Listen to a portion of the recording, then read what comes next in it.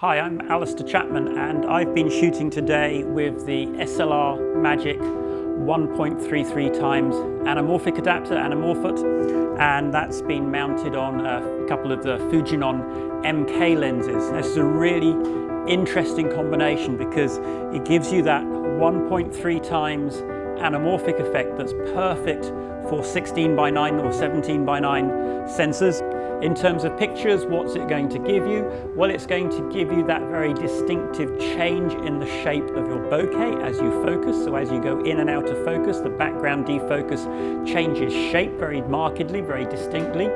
It will give you different looking flares, although it has to be said that it's actually quite hard to make this lens flare. It's actually a very good quality lens, so it doesn't flare excessively anyway, but when you do get a flare, you tend to get a more horizontal flare, often with a bit of blue or purple coloration to it. Again, very distinctive of that anamorphic widescreen look. Now, one of the key things about this system and the way that it works is we're also using a dual follow focus system from PD Movie. And what the PD Movie system allows us to do is to control the focus of the anamorphic adapter and the lens together. So the focus tracks.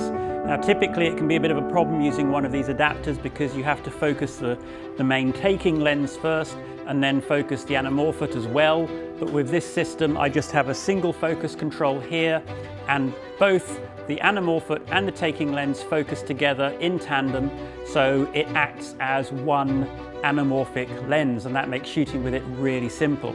There are some limitations. You can't really use it wider than about 30 millimeters. So if you're using the 18 to 55, 30 millimeters is about as wide as you can go.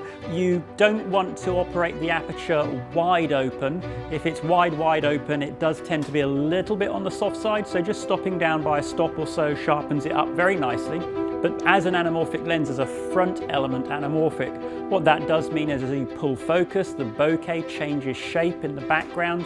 The image sort of compresses and de-squeezes a little bit. It's a really nice effect. You have a bit of softness right in the edges, in the corners. It's very typical of an anamorphic lens. And it really does give you that full, proper anamorphic look at a price point that is much, much lower than you would have for buying a set of anamorphic primes, for example.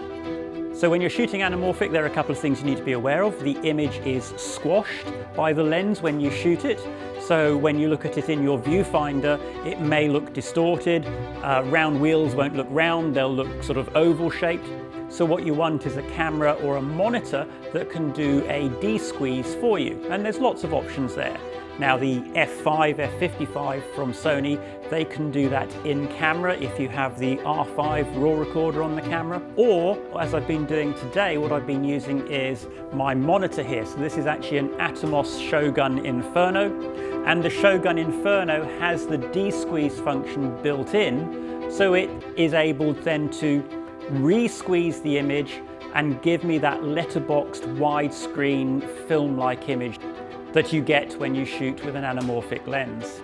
So what do you need to shoot anamorphic? Well, you have the Anamorphot adapter from SLR Magic, and that goes directly on the front of your Fujinon MK lens.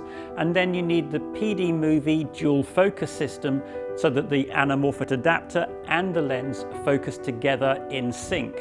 Now it is possible to shoot without the PD Movie follow focus system. You can do it. You have to focus the Anamorphot adapter and you have a calibrated focus scale on the lens, and then you focus the lens as well. But it's a bit cumbersome, and basically trying to do a pull focus of any sort is next to impossible because you have to use both hands together to focus both lenses. So I do recommend that you do get the PD Movie follow focus system. It really is what completes this and makes it very easy to use. So what does this bring to the party? Well, it brings a very low-cost way of shooting anamorphic on a very wide range of cameras. Because the zoom lens is parfocal, you can zoom in and out and the focus will track just fine.